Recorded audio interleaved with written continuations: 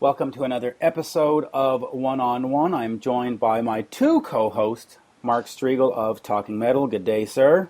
Hey, Mitch. How are you? Good. And of course, Russ Dwarf of the Killer Dwarves.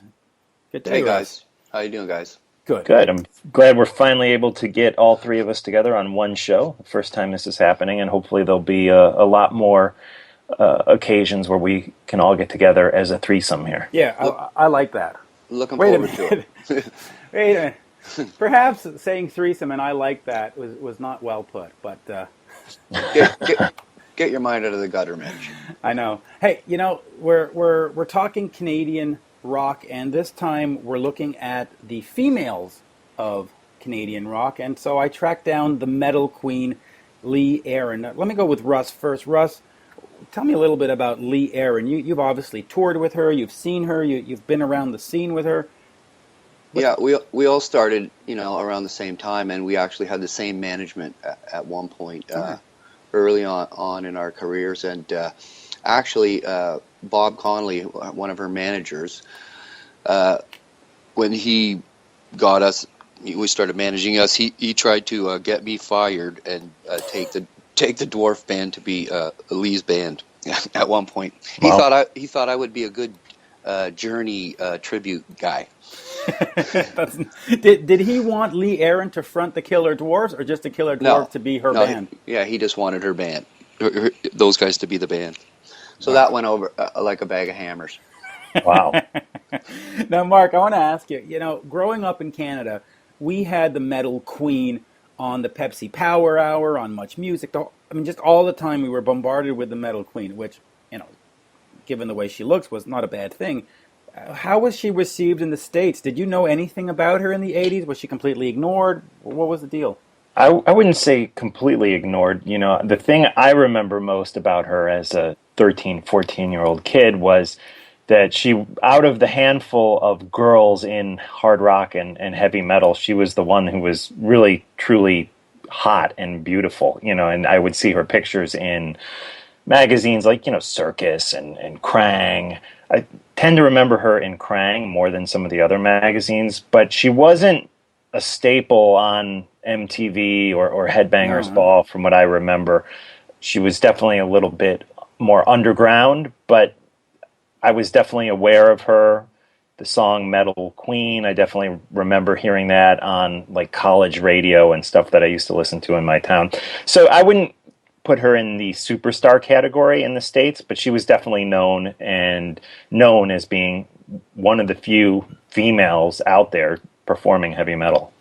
Yeah, and then after the 80s, ran its course, she went in to do some jazz records, believe it or not. She became the jazz queen and no longer the metal queen. Russ, have you considered a jazz career by any chance? Absolutely not.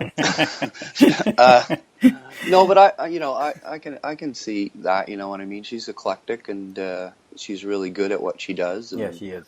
And she's a really nice person. And as an artist, do what you feel is in your heart, right? Right. And if that's what she's digging at the time, all more power to her, right? Well, you did the same thing last year. You went all acoustic with your wireless CD. You took all the Dwarf songs and you stripped them down to basically, what was it, one guitar or two guitars and vocal, nothing else? Yeah, it was just a basic stripped down version of, it was almost like jazz. Right. Well, but it's how you feel at the time, That's it. I know it's hard for some fans to, like, they want you to sound, they probably want her to be the metal queen. They want her just to do the stuff that she did in 1984, but you move on. Usually when you finish a record, you're already ahead of yourself. It takes a while for everybody else to catch up to you. And if that's what she likes to do, and you're a true fan, you should definitely back her on it, right? Absolutely. But now she's back to doing the metal stuff. She's rocking out. And one of our friends, Sean Kelly, is her guitarist now. Sean, of course, does 4x Fate, does Nelly Furtado. He's sort of the jack of all trades, right? That's right. And he did the Metal on Ice with all the Canadian vocalists. Right. And well, that's what I was... Go ahead. And she was involved with that. Yeah, and that's what I was getting to. Sean wrote Metal on Ice, a book that I actually appear in. I wrote the part on Honeymoon Suite. Russ, you were on the Metal on Ice CD. And this interview was set up to promote the Metal on Ice book, to talk about Canadian metal. Have you had a chance to read the book, Mark? No, I haven't. I'm going to have to get my hands on that. And there's a CD that goes with it where a couple of these guys have redone their classic songs, Russ included, and it's great. What does that mean, Metal on Ice? What is the meaning of that title? It's about all the Canadian metal, since hockey and ice and Canada. So basically, it's just a play on words on the Canadian version of heavy metal guys from that era, from this the 70s and 80s, right? Right, sort of the Great White North. So since it's all frozen up here, it's metal on ice. Yeah, it's basically the stuff. The book's about Sean being influenced by Canadian metal bands of that era. Oh, cool. And as a kid growing up in the States back in the 80s, there was just so much of that music from up there that was such a big part of my life. I mean, I was a big April Wine fan. Yeah. And then more the Exciter, of course, Killer Dwarves, Rush, so many great Triumph, so many great Canadian rock bands that came down and rocked us guys in the States back in the 80s. So it's been great listening to the last couple episodes about Canadian rock here on One-on-One, and glad to be a part of this final edition. So, you know what? Why don't we just jump into Lee Aaron's conversation that I had with her in Toronto, actually. So here we are. Lee Aaron. Hello, Mitch. Hi, Lee. How are you? I'm doing really well. How are you? Good. It's been a while since we last spoke. Refresh my memory. Oh, boy. Plenty of places. You came to Pointe Claire, Quebec, and did a jazz show back in, what was it called? It was called Bourbon Street West. There was a place out there. And was that with a couple of other artists? I'm trying to think. Yeah, wasn't it maybe with Platinum Blonde and Honeymoon Suite or something like that? Who was it was a jazz show? No, maybe it wasn't jazz. I think we spoke. I think I interviewed you about your jazz records at that. But I don't know. It's been a while, and I'm getting old. Okay. But, yeah, I mean, it's entirely possible. It could have been a rock show or a jazz show. I think I've been through. You've been through quite a bit. Through a couple times, but yeah. Yeah. So let's talk Metal on Ice. So Sean Kelly put this book together, and he decided to talk about the Canadian hard rock or metal scene of the 80s, which of course you were a part of, being the metal queen. Is there anything that makes it particularly Canadian when you think of bands like Helix and Killer Dwarfs? Was there a Canadian sound in the 80s? Oh, absolutely. Okay. I really, and the reason I think I can say that with some authority is that even when those bands that you're speaking of were struggling to make a living in their home country, a lot of them were enjoying some success overseas, myself included. And I know that when I would go tour Germany or, the European territories, England, Scotland, Ireland, I would often hear from the fans, we just love Canadian rock. We love, to foreigners, Canadian rock had a really distinctive sound. Right. And I don't know what it is, if it's the cold weather and the distance between our cities that makes us really resilient and hardy and helps us craft music a certain way. But to people outside of it, they definitely felt it had a unique flavor. Yeah, because when you think back again, like the Honeymoon Suite and all those bands, they didn't sound like Rat. They didn't sound like Poison. There was something uniquely Canadian. How did the arrival of much music on the scene change things for Canadian artists? Well, it provided a visual medium, right? But did it to sell your music? And so, not only were you, able to experience the audio tracks, but you were actually able to put faces to the music and personalities to the music, and in a way, I mean, to be honest with you, that was good and bad, because it was good if you had a strong package to market, but it also could be a detriment if you didn't, you know what I mean? And it also enabled, bands that maybe had marginal talent, but, a good marketing strategy behind them from the label and a pretty face up front to have success as well. So, yeah, I mean, things changed. At that time. But it was fun to be part of it. It was fun to be part of a medium that was exploding at that time. Right.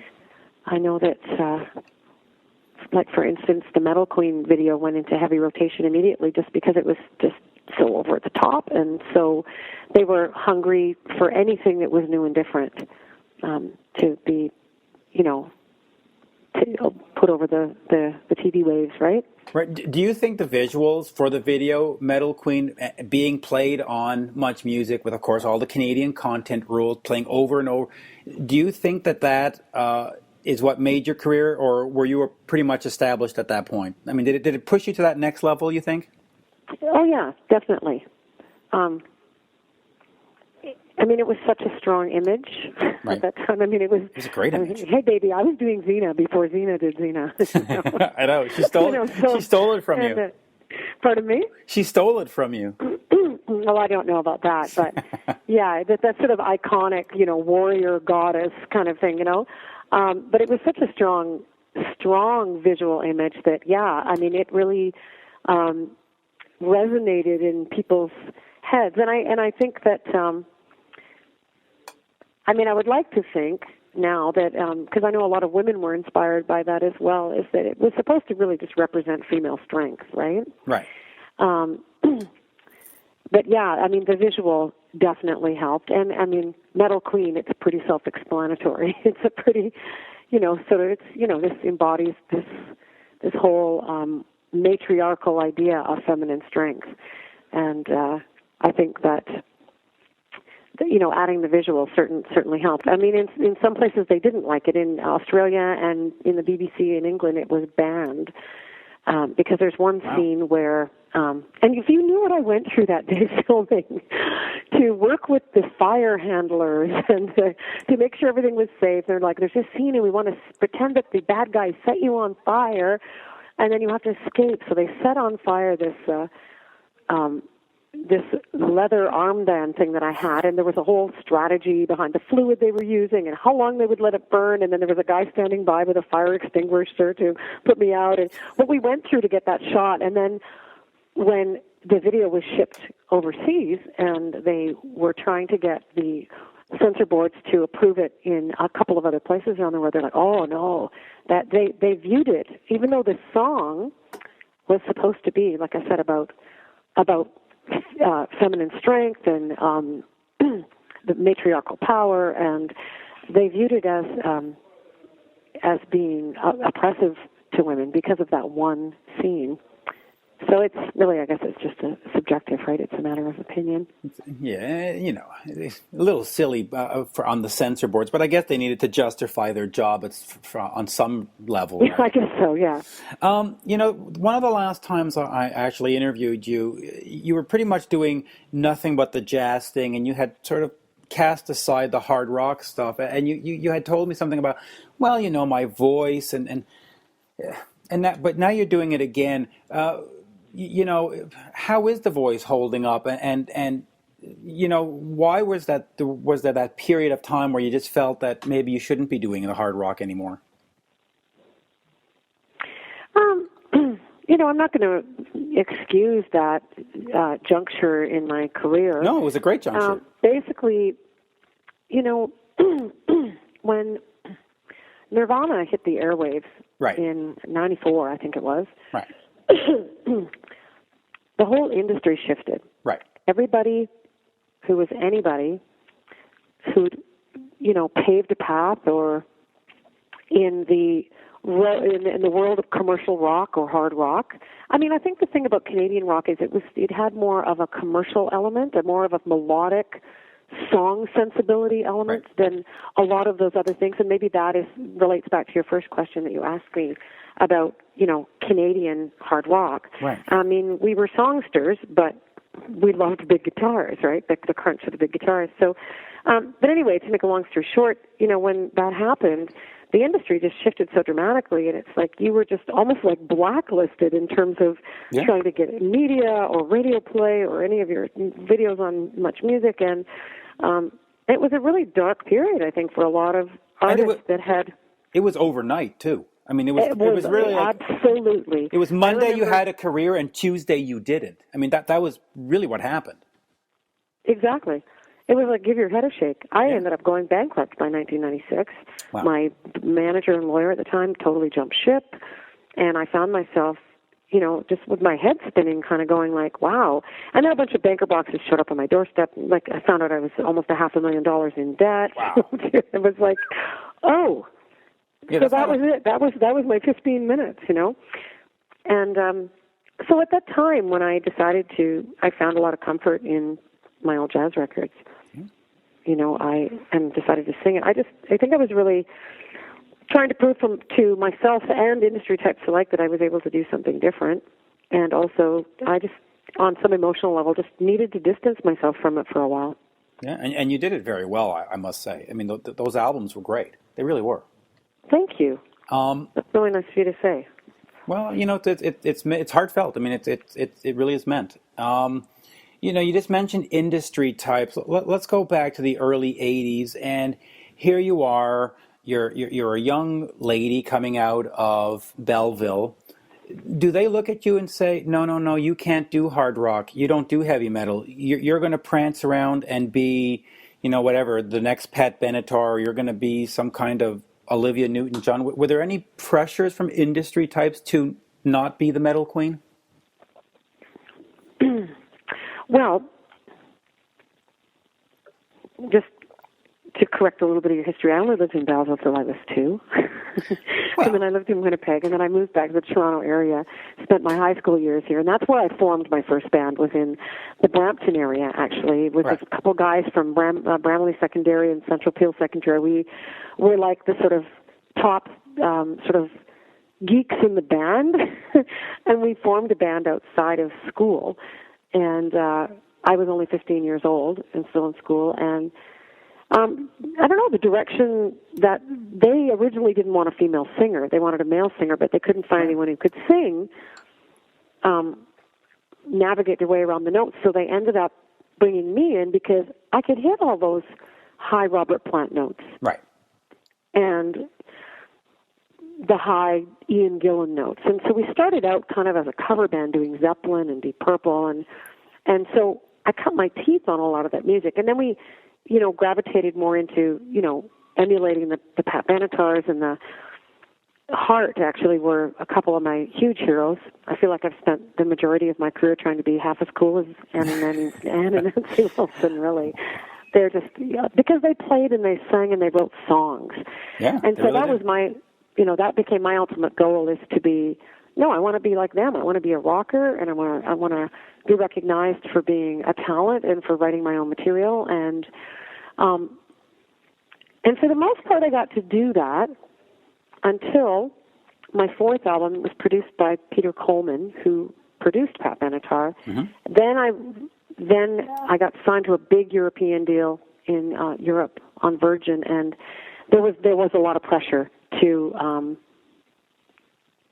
soften up my whole sound and my whole image. Right. And you know what? I lost a lot of European fans doing that year in '87. It was, in hindsight, it just, you kind of are enmeshed in this, huge machine, and there's a lot of powers that be, especially back in that day when the record labels and the marketing dollars were so critical to your career. You were constantly making little compromises along the way to keep everybody happy. And I have to say, I mean, in their defense, if I was going to sink $500,000 into somebody, I'd want to have a say about how things went. Yeah, and listen, but that doesn't mean they knew what they were talking about all the time. No, but for I mean? for better or for worse, the following album, includes the song "What You Do to My Body," which, listen, you can't deny that was a big hit, and people loved it. Now, at that point in time, what had happened though is we the label was a bit fed up because they'd spent, like goodness, hundreds of thousands of dollars doing the previous album, and it didn't have the success they want. And my guitar player, John Albany, and I said, why don't you just let us do what we do best? Okay. Give us like $50,000 and we'll do a record. And they did. Body Rock was done for about $60,000, which is a lot these days, but it was not a lot back in. No. Listen, back then, albums, if they weren't $500,000 or $1 million, they just weren't, mentioned. So Body Rock was done really on a shoestring, all things considered, and it yielded some of our biggest hits at that time. But your image did change at that point. You went from, the very sort of dark metal queen to something that was a little more glossy, which, I guess was part of what was going on, right? Back in the day, I mean, Kiss was wearing sequins, Ozzy was wearing sequins, right? Everybody sort of lightened up as the decade went on. What are you doing these days? Are we doing nothing but sort of hard rock, or are we doing jazz and hard rock? Are you doing country? What are we doing? No, well, I have my rock, sort of the hit parade Lee Aaron show. Okay. That I take out on the road. I'm a family lady now. I have 2 small children, so I don't tour per se for lengthy periods of time, but I go out and do a lot of sort of weekend warrior type of stuff. Right. 3-4 nights here and there, and bring this sort of cool nostalgic show into places, and it's fantastic. It goes over well. And you know what? I still do jazz, although the jazz is kind of I'm available to sing jazz, but largely what I do is corporate things. If people ask me, will you come and do, sing from the Great American Songbook, I'll go do it, yeah. Okay. So, it's for me, just artistically, I like to have that door open because I get a lot of enjoyment out of doing that as well. But yeah, that's what I'm doing. And I've been writing, and it's been a decade since I put out a record. I spent the last 10 years raising 2 small children. So it's a big life interruption, but they're fantastic, and I wouldn't change a thing. I have an 8 and a 9-year-old. But yeah, I'm feeling like it's time to put out something new. And, oh, good. So yeah. Do you have a timeline on that? And just quickly on the kid interruption thing, I have an 8 and a 10-year-old who were both home sick today and on Dimetap because they were coughing and hacking. And so trying to fit in all these interviews around them being sick has been quite a extraordinary challenge. So I understand. And I'm not on tour, so, don't get me wrong, I've done things in the last decade. Like last year I put out a 30th anniversary CD of Lee Aaron called Radio Hits and More. The year prior to that, I put out Live in Sweden because I was in Sweden in summer of 2011. So I have a live concert DVD that I put out. Yeah. 2 years prior to that, I put out a 3-DVD anthology of rarities from my work as video clips and interviews and things like that. So I've put out things, but I haven't produced a new original album. So because they were easier to do than, if that makes sense. You know what it's like when you've got children sort of permeating every part of your brain space. It's like, I found that it was difficult to allocate the creative time. Yep. To do a new record. But I'm feeling they're more independent now that the time is nigh to do something like that. If you get around to doing the new album, or when you get around to do it, that's probably the more appropriate way of saying it. When you get around to it, what's it going to be? Is it going to go back to sort of the Lee of 1980s, or is it you're going to explore new territory? What would you think you would want to do?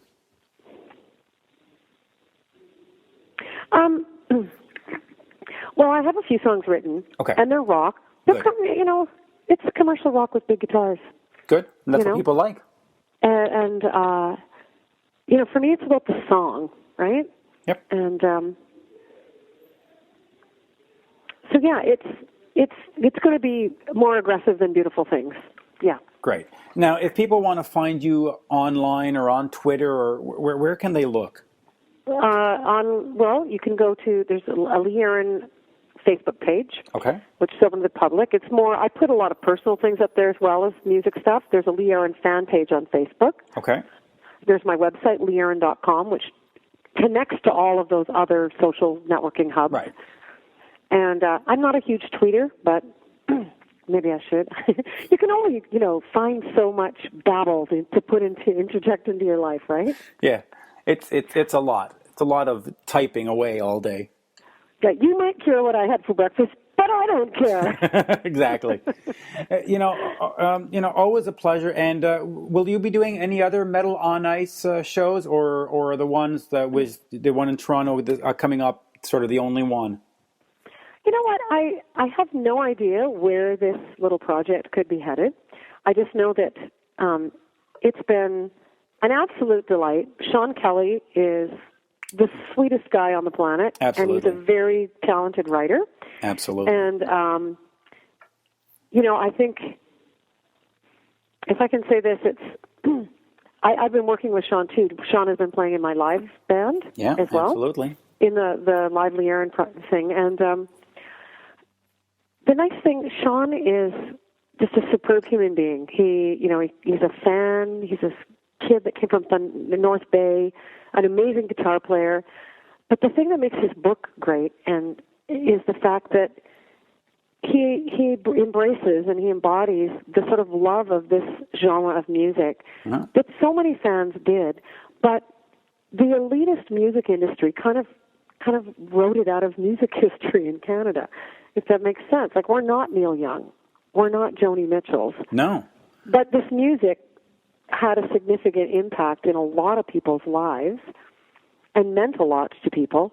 And, he's kind of written this book that gives it new life and new respectability, which I think is that Sean deserves, like, a medal for this, in a way. And so right now we've got the Toronto Showcase, and, perhaps it might make its way into another big city or two, and I'd be happy to be involved in more with Sean if that ends up happening. But in the meantime, I just wish him the greatest success with his book. Yeah, absolutely. CD. Yeah, no, I agree, and you're right about one thing. The Canadian radio and Canadian industry has essentially written off Lee Aaron, the Headpins, Honeymoon Suite, Killer Dwarfs, Helix, et cetera, and all those bands still exist. They still do shows. They still put out music. I guess in the end, it's the bands that win. They've won because they're still here after all these years. After 30 years, you're all still around, every one of you. So good for Sean and good for everybody for having stuck around. And the nice thing too, like my cohorts and my colleagues in crime here, the CD that Sean has put together, everybody sounds just as good, if not better, than they sounded 25 years ago. You're absolutely right. It's shocking. I'm like, wow, nobody's lost a beat. No, everybody's still got their chops. Yeah, it's fun. So there you go. Well, thank you, Lee. It's always a pleasure. Hope to do this again soon. Gotta love the Canadian community. Well, yeah, and I mean, it's not like when we were young and everybody was sort of competitive against each other. It's like a big family of people that have survived, right? Yeah, and you have to now. You're right. You can't be competitive anymore. You sort of got to say, listen, guys, and Helix and Honeymoon Suite, let's go do a show where we're all on this bill and we get all the different fan bases in, and that's what it's got to be now. Yeah. Totally. And it's a great thing. But again, thank you. And hopefully you'll be out in Montreal or maybe Ottawa, and I'll be able to come out and see another show. It's been far too long, because Bourbon Street must have been 2004, 2003, if not earlier. It's been a long time. It has been. Yeah.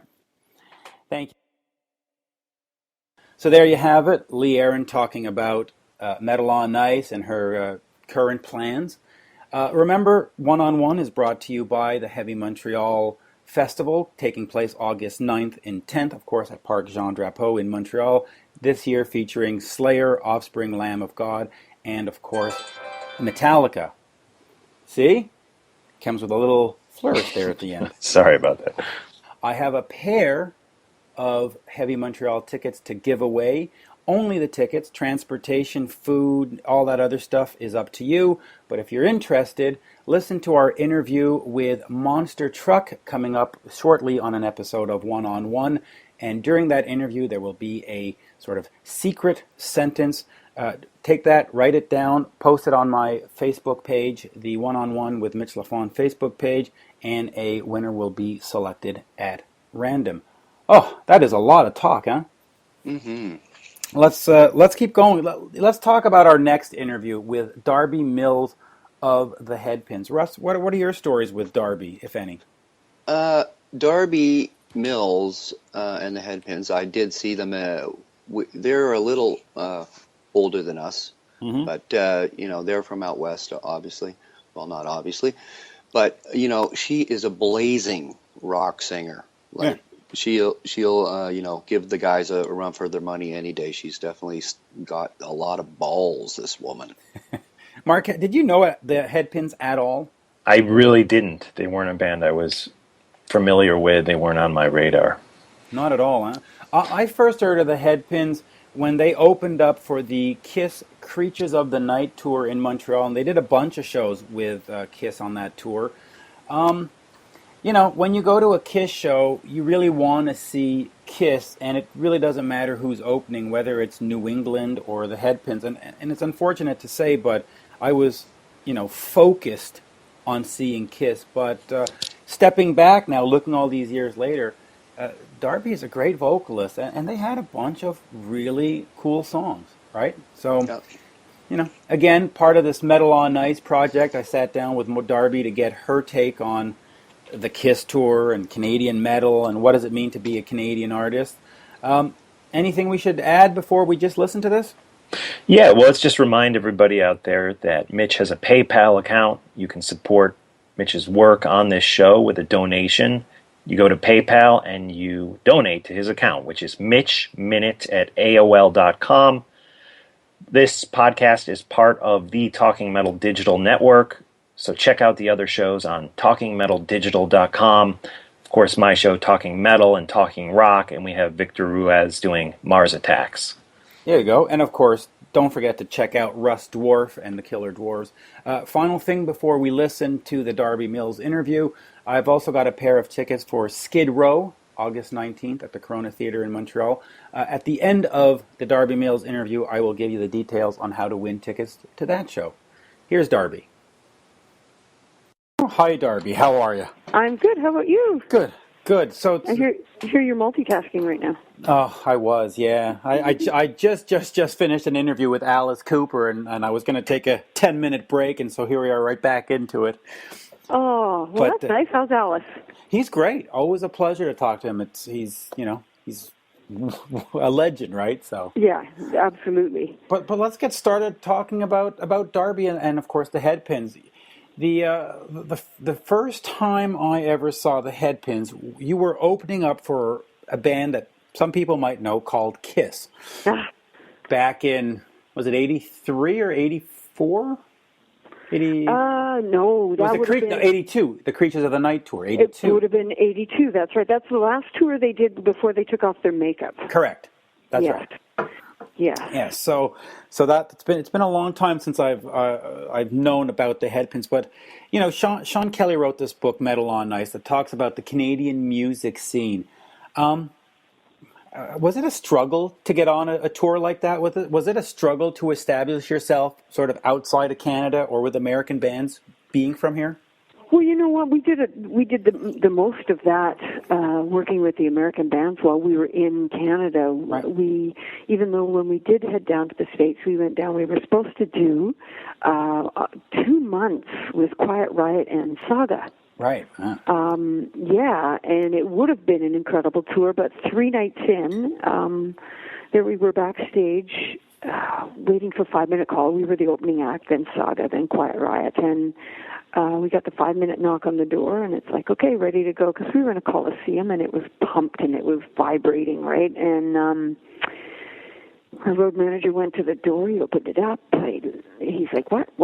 And he went out of the door and shut it, and pulled it shut, and we're like, well, that's odd, what the heck? And he came back in about 3 minutes later, and he said, grab your clothes, don't change, just grab your clothes, grab everything you have personal, and take it now. And we're like, what is going on? And he's like, don't talk, just get in the bus. Okay. And the venue was big enough to have the tour buses inside. Yeah. So of course, we're all going, what the hell? You know, we're supposed to be on stage. And he says, I'll explain later, just get on the bus. We got on the bus, the back door of the Coliseum opened up, and out we drove, and he's like, the boys in Quiet Riot had a fight last night. The band broke up. The tour is done. We are getting out of town now. What a great story. Well, it was terribly disappointing. Because I can imagine. That could have been what would have broke us wide open in the States. Because at that point, we had not toured with Brian and Ab. Yeah. We toured with the B Team, which was while Brian and Ab were still contracted to Chilliwack and Solid Gold Records. We went down and did a quick 20-some dates, I think, with I Hear Talking in Your Sleep, the Romantics. Romantics. The Romantics. That's yeah, right. We did a quick jaunt with the Romantics just on the west coast of the States, and then hooked up with Eddie Money and did 5 or 6 shows with Eddie Money. Came back home, and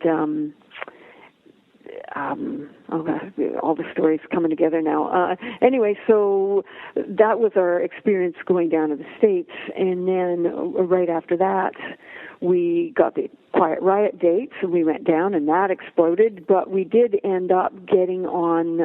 You know what? Here's how it goes. It started with Quiet Riot, and when that didn't work, we hooked up with Eddie Money, went over to the West Coast, because we were in Fort Lauderdale, I think, right, when the tour shut down with Quiet Riot. Went over, did the West Coast dates with Eddie Money.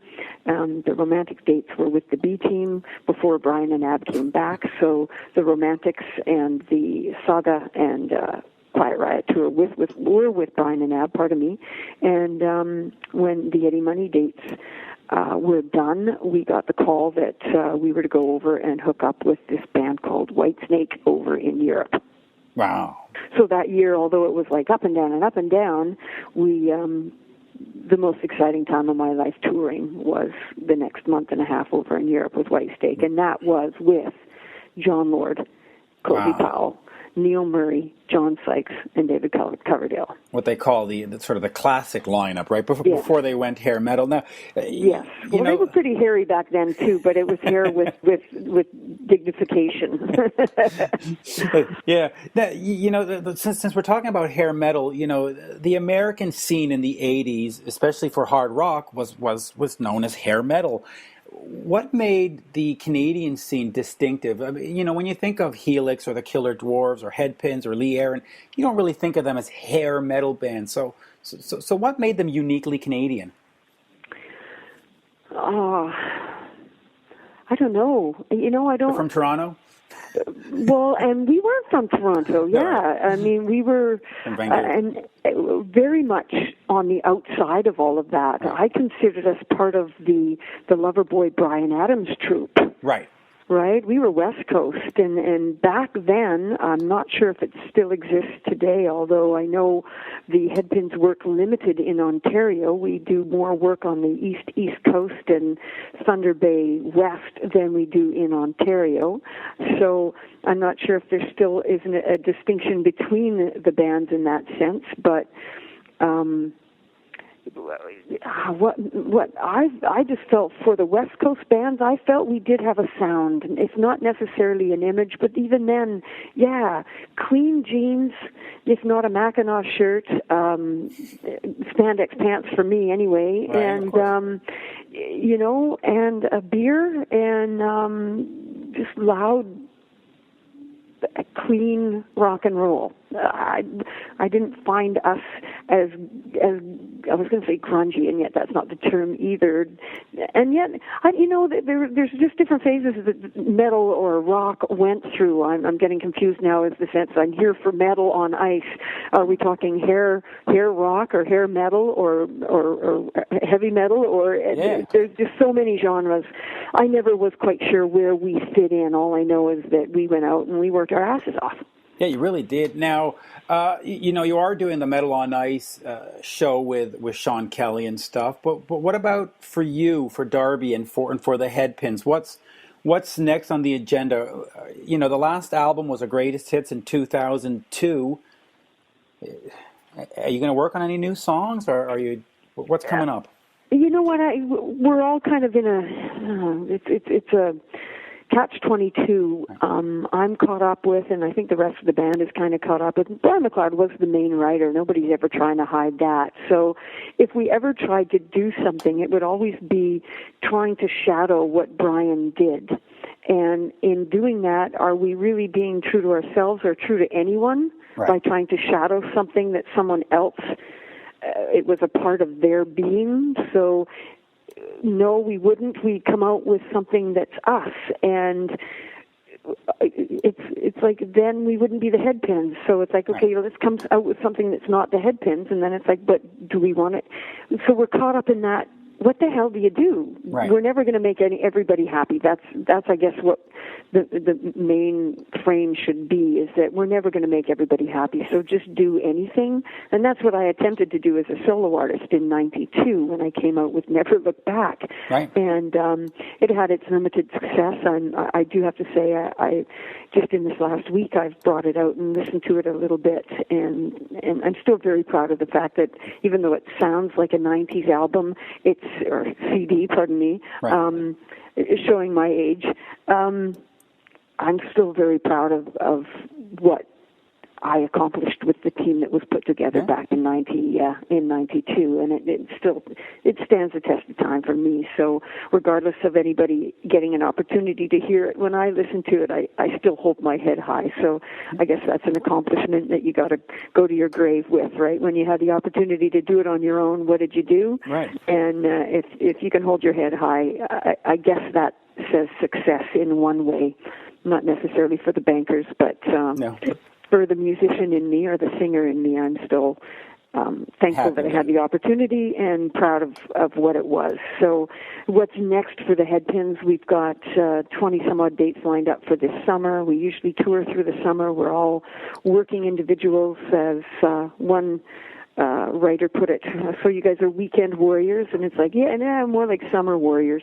Yeah, well, Canada's way too cold for the flying into Thunder Bay in January. No freaking kidding. You know, we're all we got a couple 60-year-olds in the band, and when you think of that, it's like, who wants to go out and truck through the metal on ice phase of your life at 60? Nobody. So we pick and choose our shows or our time of year that we travel, and that's in the summer, and we just try to have as much fun as we can. We go out, we still work hard. I can't speak for anybody else or any other band, but I know that the Headpins, when we go out on stage, our intention is to give it all we got, and that's what we do, and I'm proud of that after all these years.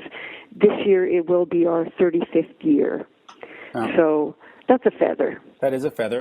And let me ask you, I'm going to ask you two more questions. We'll get to Kiss in a second, but I'll ask you the very obvious question. As a female lead singer, a female-fronted band, were there any extra barriers, or did you feel any extra barriers from record companies or managers? Was it more difficult than, say, for example, what Brian Vollmer had to go through, or for what Russ Dwarf had to go through? Did you feel that? You know what, to be really honest, I was never, and this is another obvious statement to an obvious question, I was never a guy, so I don't know what a guy would have had to go through. Okay. So as a female, I know that it was a male-dominated world, but Absolutely. being a female, you were the exception, and sometimes that's not always a bad thing. Okay. Yeah, it's a fair answer. I definitely, for many, many years, was one of the guys. Right. I had the potty mouth, just like the boys, and it became part of the gig to be one of the boys. You had to be, right? Sometimes you had to change in the room with the boys. Sometimes you had to pee in the room with the boys. That's just the way it was. Right. So you just got over that fact. Publicly and speaking for record companies and whatever, we were... I was up for the challenge in a lot of ways. When I look back at it now, in some ways I didn't know the difference. I didn't know that we were breaking boundaries, although I did, but I didn't. Had I known what we were doing, who's to say I might have gone, well, that's too hard. I don't want to take that on. Right. So it was almost good to be oblivious to the fact that before me, there were, and Lee, let's say, there was, Ethel Merman. I'm sorry. Right. No, or Janis Joplin or whatever. But or Janis Joplin, yeah. I've just always considered Ethel Merman the original belter. So there was no resentment. There was no like, wow, why is that band selling more than me? Why are they getting that opening slot and we're not? So you don't have that. That wasn't part of your experience. Not in being a female. I don't think that was related. Not for me anyway. To it, I know that it was, why are they getting that tour? They're on that label, or we're on the same label. Okay. Not that resentments didn't form and didn't happen, but right, but not for that reason. Not for a sexist kind of reason. I don't think so. Okay. No. It was great being the only female sometimes. Okay. It was, you could be the center of attention. You didn't have to share. That's a good answer, actually. So let me, Kiss fans are notorious for tracking down every interview and piece of merchandise and all that. And you were on the tour. You were on that tour where they brought in that Vinnie Vincent character. Yes. I saw that show at the Montreal Forum, and wow. The night he fell? Well, he was rolling around the stage, and he did I think, an 18-minute guitar solo. It was quite an adventure. Any good Kiss stories? I mean, did you sense any of the tension? Did you feel that they wanted to punch him, or is there anything juicy? Basically? No, I thought it was the Montreal show. It might have been the Quebec show, actually. It was right after the Toronto show, so I can't remember. But the next day, there we were at Soundcheck, and yeah, Kiss was on stage, and Gene was yelling at Vinny in a positive way. Vinny, you got to come up to the front of the stage and you stare him down. You look at him and you point at him. You. And then you run over here and then you stand and you look at him. You. And he went through this whole charade of how Vinny was supposed to act. So he was giving him stage direction. He was definitely conducting how Vinny was to do his performing on stage. So I don't know how long he had been in the band, but I'm assuming he was fairly new at that point. Yeah, at that point, you were up in Canada. It must have been February of '82, maybe March, but very early on, and he had stepped in basically like in January. So they must have been like 5 to 10 shows into the tour. Now, I could be wrong. Listen, it's been 30 whatever years. I know, right? But so in concluding, that night after that, because it was a little embarrassing to be told how to act. I mean, that's what I did in my bedroom when I was 5. I knew how I was going to act on stage from the day I knew I was going to be a singer. I had that part down, so I found it interesting that someone was being told how to be a rocker. So that night, of course, we went out to watch the show to see how Vinny was going to perform, and there was the tracks, because it was the big, the Army tank. Right, it was the tank stage, yes. And so there was Vinny up on the one of the wheels, yes, on the side, standing in those 8-inch high frickin' boots that they wear. And it was his solo, and he jumps down and twists his ankle and proceeds to do one of those Scooby-Doo, and then runs right into the barrel of the tank that the drum riser was on, and his feet come out from under him, and bang, he goes down on the ground. I'm like, oh my God, that poor guy. So I figured he wasn't going to be able to get back up, because his ankle went right over and hit the ground. I mean, it was horrid, but he did. He got up on one knee and he staggered, and he got up and he finished. I don't think he moved for the rest of the show, but yeah, that I still see it vividly. Whenever I think of Kiss now, that night comes to mind, and it's like, wow, how embarrassing would that have been? I have since learned how embarrassing that would be. It took me 33 years to find out how embarrassing that would be, but I did. Getting back to me, yeah, right. I finally figured out what it was like to fall, wipe out on stage. And like I say, I did a Scooby-Doo, and it was like, yeah, okay, so now I know. Now, do the Headpins have the big tank drum riser too? Well, you no. should. No. Yeah, no. It was off to the side and probably tarped up and stuff, right? But it was okay. It was a rush to be on that tour. It definitely was. You know, I got to compare tongues with Gene. You know, it was all an experience that will go down in the annals of history. Yeah, by the way, while you were talking here, I quickly looked it up. The Quebec City show was 10 dates into that tour. So they'd only been out for about 2 weeks. And, Yeah. you know, poor Vinny. Did you learn anything from touring with the band? I mean, they were professionals, but they were sort of on the downslide at that part of their career. Did they teach you anything? No, they didn't. Other than just grandeur, Okay. and it was wonderful. I mean, we'd done the ZZ. No, we hadn't done the ZZ Top tour yet. No, so that was one of the biggest bands we had toured with to date, and I'm not even sure if Brian. I don't even think Brian and Ab were with us on that tour. I think it might have been the B team. Right. Could have been. You know what? It was. Yes, it was. It was the B team. It wasn't even Brian and Ab on the tour, but they were quite nice. And Gene back then, his ego was still inside, you know, a shoebox, and he was very kind and came up on stage and was very gracious and told us he really liked the band, and so that part was. It was awesome. I have no real complaints, and of course I'm being cocky by saying those kind of things, and it's only because Gene deserves it, because he's become bigger, larger than life. Larger than life, yeah. Yeah. And I did have a chance to run into them in Vancouver just last summer, and Paul Stanley even remembered my name, and that was just awesome, and the rest of the band remembered my name, and I got up to Gene, and I said, I had my smartphone, and I pulled up a picture of us backstage, and it was me and Gene comparing tongue size, and he looked at it, and he looked at me, and he said, do you want a picture? I'm like, no, it's okay. You don't need to do it again. Yeah, so I was crushed. I was kind of hoping, that we'd still have a kindred spirit there. We didn't. It was long over. So, but it was one of the thrills of my life, having a chance to work with the boys, like you say. Even though it was on their downslide, they are truly the spirit of rock and roll, to be going after all these years and still be as big. Vibrant. As big as they are, even if some of it's in their own head, you know, that's okay. That's how you get through, right? That's how you get through.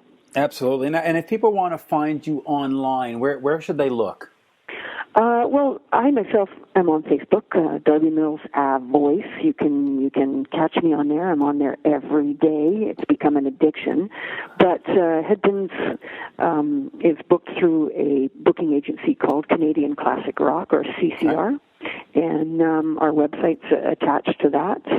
So that works. You can catch us there, or you can come out and catch a show, which would be awesome. Yeah, that would actually be the most apropos thing to do. Apropos, yes. We've got a guitar player that's filling Brian McLeod's shoes in a wonderful way. He's been with us now 15 years, which oddly enough is 10 years more than Brian was with the band. So we consider him almost an original. And it's still Ab, Bernie, and myself. So the three surviving members are still in the band, and you know, we still give it all we got. We still love it, even though there's nothing new coming out. I feel, having toured for 12 summers in a row now with a band called Nazareth, we were going to maybe do the recording together at one time before Dan had unfortunately had to hang up the mic. And they said, well, let's do something new. And I said, you know what, guys? When I come out to see a band of your stature, or let's say from my history, from my past, that is a part of the fabric of your youth, right? Yeah. I don't want to hear your new tunes. I want to hear This Flight Tonight. I want to hear Son of a Bitch. I want to hear Razum and Naz. I don't care about the new tunes. So if I'm going to pay $50, $60, $80, $100 to go see a band, I want to live my youth again. Yeah. So let's not bother about the new stuff. Let's just rock rock the shit out of an old tune and just have some fun. And that's kind of where I'm sitting with the Headpins as well. I mean, we could fight and do some new tunes and make some people mad and make some people happy. Whether it make any money or not, who knows? Let's just go out and relive for as long as we have left. Like I said, we're all reaching over 60. Let's just do it while we can and have some fun. And have some fun, yeah. Yeah. And I think you catch the spirit of Dee Snider when I asked him, why is there no new Twisted Sister album? He said, I don't need to have a built-in pee break for my audience. Well, that's one of the lines I use on stage, actually, is I'm just surprised we can get through the show without having to take a pee break, which is true because we all do get a pee break during the show. That's right. That's what you need drum solos for, right? That's it. Go, Bernie, go. Oh, great. So, Darby, it's been a pleasure, and I've enjoyed this conversation, and hopefully you'll be out in Montreal soon, and I can come down and check out a show. You know what? I think we got 3 shows in Montreal this summer. Ooh, there you go. So please have Sean or somebody or you, and I'll come on out and we'll do a report on it, and we'll promote the Headpins, and it'll be my return to seeing the band after last seeing you in 1983. Oh, it's time then. It's time. It is time. That would be an honor to have you out. Thank you so much, and Great. yeah, it's been a pleasure talking with you. And have a good day. Hope you get a chance to have a breather. Thank you. Okay. Bye-bye now. Thank you. Bye. And there you have it, folks. 2 of the heavyweights of Canadian metal in terms of female artists. Great show, don't you think? Definitely. Turn it loud. Turn it nice and loud. Russ, being in the scene as you were, was there any kind of bias against the female singers? Did you notice that from promoters? Was there any sort of backstage talk of, ugh, here they come, or was it more like, yeah, man, we got some female vocalists? Any of that stuff going on? No, I always just remember, everybody was equal. I don't think we ever looked at, that's a chick singing. You know what I mean? Because especially when you had singers like Ann Wilson, and it's great. It's just great to have everybody into that kind of stuff. That rock and roll. Marco, how were female singers taken in the States? Was there any kind of noticeable difference between sort of a Lita Ford and a Joan Jett compared to a Kiss or a Judas Priest, or was sort of MTV and Headbangers Ball just like, what, if it's a good song, we'll throw it on there? I think that, the fans of rock definitely noticed a difference because there weren't so many female vocalists out there at that time. Right. And I think nowadays you see a lot more female-fronted bands, and in a way, back in those days, having a female singer or even member helped maybe bring a little more attention to the band. I mean, you look at a band like Madam X. They were Canadian, right? Were they Canadian, or I'm trying to remember. No, that was Sebastian was in the band, but they weren't Canadian. Okay, yeah, maybe Michigan, actually, I think. Maybe yeah, now that I think you're right. But I think they would have never gotten on MTV. Not that they were on it that much, but the High in High School video definitely got a little bit of airplay on MTV, and I really felt that was due to the fact that a lot of 2 or 3 of the members in that band were female. Okay. Mm-hmm. And then you had the Runaways and Vixen and Femme Fatale. Oh, good old Vixen. Yeah. And of course, now that Sebastian Bach is dressing up as Lady Gaga on TV, I guess that adds him into the female vocals category. Well, right, Russ? Absolutely, Mitch. You should ask Snake or Rachel maybe what he thinks of that. Well, speaking of Rachel, I do have 2 tickets to the August 19th Skid Row show at the Corona Theatre in Montreal to give away. I've got an interview with Rachel Bolan coming up, and just take a listen to that. We'll have a sort of secret sentence or special sentence in that for you to listen to. Write it down. Post it on the one-on-one Facebook, and winners will be chosen at random. And of course, like with the Heavy Montreal contest, tickets is the prize. There is no hotel, there's no transportation, there's no meals. If you win the tickets, you got to get yourself there by yourself and feed yourself. And, sleep on the street if you want, but whatever. Ouch. excellent. Just like a real band. That's right.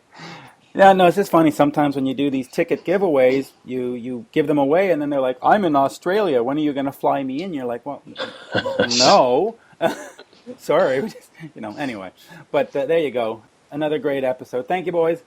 Okay, thanks. Take Thanks, care, Mitch. guys. Thanks, Mark.